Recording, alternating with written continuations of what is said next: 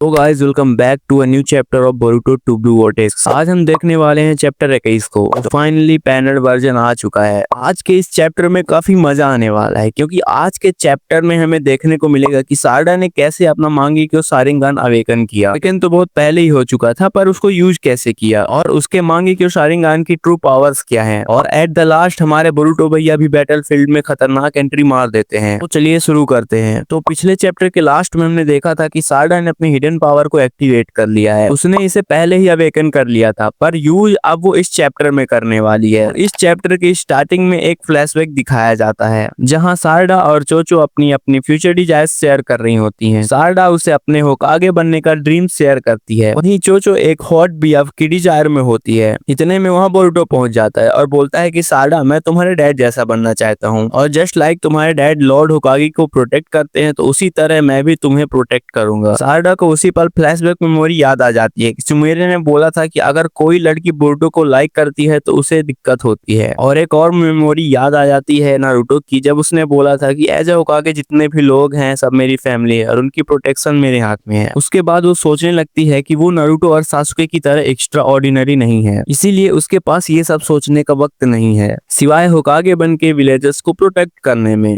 वो बोरुतो और कवाकी जहाँ लड़ रहे थे वहाँ पहुंच जाती है। कवाकी बोरुतो की एक आंख फोड़ देता है। जेन सारडा बोरुतो को संभालने की कोशिश करने लगती है, पर कवाकी बोलने लगता है कि सारडा साइड हो जा, बीच में मत आ। दूसरी ओर शिकमारू भी सबको बोल रहा होता है कि लॉर्ड सेवंथ मिसिंग है, पर अभी ये भी हो सकता है कि वो बोरुतो के पास हो। और मित्सुकी भी पता नहीं क्यों बोरुतो को मारने के लिए बोल रहा था। और साथ में सासुके भी बोलता है कि इसने कवाकी को मारने की कोशिश की और नारुतो और हिनाटा के साथ ये सब किया, मार ही दो साले को। सारडा इन सबको देख के कुछ समझ नहीं पा रही होती है कि ये सब हो क्या रहा है। देन क्लास रेप को ईडा पे शक होता है क्योंकि ये सिमिलर फिनोमेना है। जब कोई ईडा को देखता है तो वैसे ही पगला जाता है, मतलब उसके इशारों पे नाचने लगता है। जेन सारडा बोलती है कि वही ना, पहले सब कवाकी के पीछे पड़े थे और अब बोरुतो को मारने के पीछे पड़े हैं। फिर सुमेरे बोलती है कि ये कोई आम सी घटना नहीं है, ये कोई पावरफुल चीज है, लाइक अ शिनजुत्सु। ये सब सोच के सारडा की आंखों में आंसू आ जाते हैं कि बेचारे बोरुतो को रेस्ट करने का टाइम ही नहीं मिलता और रोते रोते उसका मांगेक्यो शारिंगन अवेकन हो जाता है। देन ये देख के सासुके बोलता है कि अरे ये तो उचिहा शारिंगन का एक वेरिएंट है। ये तब अवेकन होता है जब एक्सट्रीम साइकोलॉजिकल शॉक माइंड में ट्रिगर्ड होते हैं। मींस जब बहुत ही ज्यादा, मतलब बहुत ही ज्यादा जब कोई भावुक हो जाए, जैसे किसी अपने बहुत करीब की मौत हो जाना या उससे और भी बुरा। नेवर माइंड, सारडा के मांगेक्यो अवेकन होने के बाद सासुके को ये पता चल जाता है कि कुछ तो गड़बड़ है, क्योंकि सारडा लगातार बोलती जा रही है कि बोरुतो कभी भी लॉर्ड सेवंथ को नहीं मार सकता, सब कुछ घुल मिल गया है सभी की मेमोरीज में। सासुके सारडा की बात को सीरियसली ले लेता है क्योंकि मांगेक्यो शारिंगन छोटी मोटी चीज से अवेकन नहीं होता। देन सासुके बोरुतो की हेल्प करने को तैयार हो जाता है, फिर उसे कहीं ले जाता है और बताता है कि उसकी आईज एक न एक दिन काम आएंगी, पर वो इस पावर को धीरे धीरे समझेगी, अपनी सभी एबिलिटीज और अपनी पावर को। देन फ्लैशबैक होता है खत्म। सारडा एकदम खतरनाक तरीके से रयू को घूर रही होती है। रयू फ्रस्ट्रेट होकर सारडा पे अपनी सैंड से अटैक करता है, बट उसकी सैंड उस डार्क स्फीयर के अंदर चली जाती है। देन रयू उस डार्क स्फीयर को देख के ये सोचने लगता है कि क्या ये सारडा उचिहा की कोई एबिलिटी है, और वहीं सारडा उसे घूर घूर के देख रही होती है। ऐसा लग रहा है जैसे रयू ने अभी तक उधार नहीं लौटाया हो। और फिर मित्सुकी को बोलती है कि ए भाई, तुम अपने साथ साथ बंदे लोगों को भी प्रोटेक्ट करना। बंदे लोग से मतलब है योडो एंड अराया। मित्सुकी बोलता है सारडा को कि तुम्हारी आंखें तो में ही सारडा रिप्लाई कर देती है कि चिंता मत करो मित्सुकी भाई, भले ही ये एबिलिटी अभी अवेकन हुई है और मुझे पता है मुझे क्या करना है। सामने खड़े रयू सोच रहा होता है कि पता नहीं क्यों मेरी सैंड इस स्पेयर की ओर क्यों जा रही है। देन रयू एक आइडिया लगाता है, मतलब एक चाल चलता है और सारडा पे सैंड से अटैक कर देता है, पर उसकी सैंड अपोजिट डायरेक्शन में चली जाती है क्योंकि उधर भी एक डार्क स्पेयर क्रिएट हो गया था। रयू की फटके 4 हो जाती है और वो अपने चारों ओर उन स्फीयर्स को काउंट करने लगता है। फिर सारडा रयू को उन स्फीयर से चारों ओर से घेर लेती है और अपनी एबिलिटी से उसे ग्रेविटेशनल पुल देके हवा में उठा देती है। रयू खुद सदमे में हो जाता है कि अरे ये क्या हो गया। सारडा भी साथ में उस ग्रेविटेशनल पुल के साथ हवा में उड़ने लगती है। अब ये देख के शॉक हो जाते हैं कि आखिर ये हो क्या रहा है, ये दोनों हवा में कैसे उड़ने लगे। मित्सुकी को समझ आ जाता है कि शायद ये ग्रेविटेशनल फोर्स के कारण हो रहा है। उसके बाद सारडा के डार्क स्फीयर्स का ग्रेविटेशनल पुल रयू को तेजी से अपनी ओर खींचने लगता है। रयू अपनी सैंड से अर्थ को होल्ड करने की कोशिश करता है, बट वो नहीं कर पाता। ये देख के मित्सुकी बोलता है कि देखा जाए तो ये डार्क स्फीयर्स ग्रेविटेशनल पुल कर रहे हैं, बट वो पुल्स ओनली सारडा और रयू प्लस उसकी सैंड पे असर कर रहे हैं, दूसरी चीज जैसे हम लोगों पे नहीं। तो इसका मतलब है वो चूज कर सकती है कि किसे पेलना है किसे नहीं।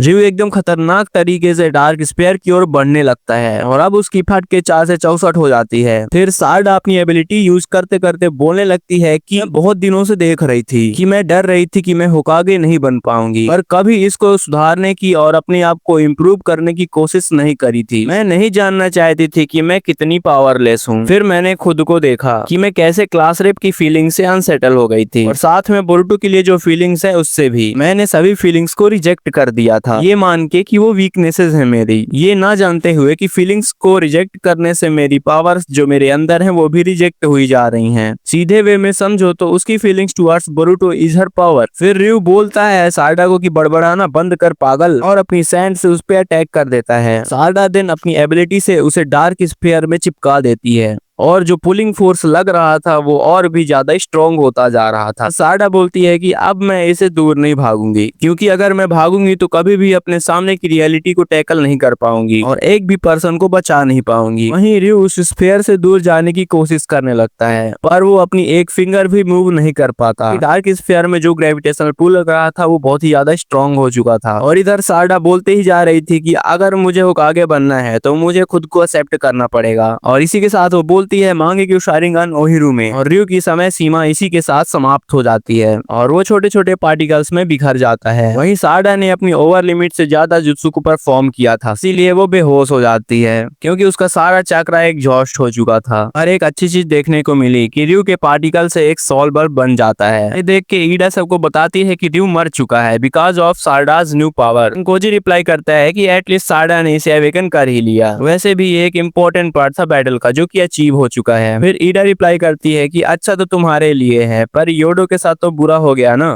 कोजी उसे रिप्लाई करता है कि हो गया, ये कोई बड़ी बात नहीं है, उसके सेक्रीफाइस के कारण ही ये रिजल्ट्स मिले हैं। ये सुन के बोरुटो कोजी से पूछता है कि ये बताओ क्या कोई ऐसा भी तरीका था जिसमें किसी की जान भी न जाती और सारडा अपनी पावर्स को अवेकन भी कर लेती। फिर कोजी रिप्लाई करता है कि हाँ सुनो ना, अगर तुम वहां जाते उसे रेस्क्यू करने के लिए तो सारडा कभी भी अपनी पावर्स को अवेकन नहीं कर पाती। फिर बोरुटो आगे पूछता है तुम्हें पहले से पता था ना कि योडो मरने वाली है, तो तुमने मुझे पहले क्यों नहीं बताया। कोजी उसे रिप्लाई करता है कि तुम्हें बता भी देता तो कुछ अचीव नहीं होता, वैसे भी ये बेस्ट वे था। बोरुटो आगे पूछता है कि कोनो हामरू का क्या है, क्या वो मात्सुरू को हरा पाएगा। कोजी उसे रिप्लाई करता है कि तुम्हारा क्या है बोरुटो, तुम सुनो ना जो तुम्हें मैं कह रहा हूँ, जितने भी शिंजू हैं सब अपनी सेंसेस शेयर करते हैं एक दूसरे से, तो अगर तुम मात्सुरी को मारने जाओगे तो जूरा वहां आके तुम्हें तुम्हारे रासेंगान बोलने से पहले ही मार देगा। बहुत सी पॉसिबिलिटीज देखी है जिसमें यही हुआ है। दूसरी तरफ मात्सुरी कोनो हामरू को बोल रही होती है कि तेरी हिम्मत कैसे हुई मुझे धोखा देने की, तू साले बचेगा नहीं अब तू। पता नहीं क्यों बोरुटो को कुछ होता है और बोरुटो अपना फ्लाइंग थंडर गॉड यूज करके उसी प्लेस पे टेलीपोर्ट हो जाता है जहां मात्सुरी होती है, क्योंकि वहां पे एक मेटल साइन पड़ा होता है जिसे मित्सुकी ने देखा था। क्योंकि आते ही मात्सुरी उसे देख के बोरो ही बोल पाती है और बोरुटो उसके टुकड़े टुकड़े कर देता है। फिर कोजी बोरुटो को बोलता है कि ये बेवकूफ सब खत्म करने में लगा है क्या। कोजी ये बोल रहा है कि कितना बेवकूफ लड़का है यार, मेरे बोलने के बावजूद भी उधर गया। और साथ में मात्सुरी के मरने के बाद जूरा को पता चल जाता है कि बोरुटो ओत्सुकी वहां पे आ गया है। जानने के साथ ही वो बोलता है कि फाइनली बोरुटो ओत्सुकी तू आ ही गया। यहीं पे हो जाता है चैप्टर समाप्त। आगे देखना ये है कि जूरा और हिडारी क्या करते हैं। मात्सुरी और रिव की मौत के बाद वो शांत तो नहीं बैठेंगे, तो भी बैटल फील्ड पे उतर चुका है। अगले चैप्टर में हमें जूरा वर्सेस बोरुटो देखने को मिल सकता है। आगे के चैप्टर्स को देखने के लिए चैनल को सब्सक्राइब कर लेना। एक्सप्लेनेशन कैसा लगा कमेंट में जरूर बताना, और अगर अच्छा लगा हो तो एक लाइक जरूर से कर देना। मिलते हैं अगले वीडियो में, तब तक के लिए बाय बाय।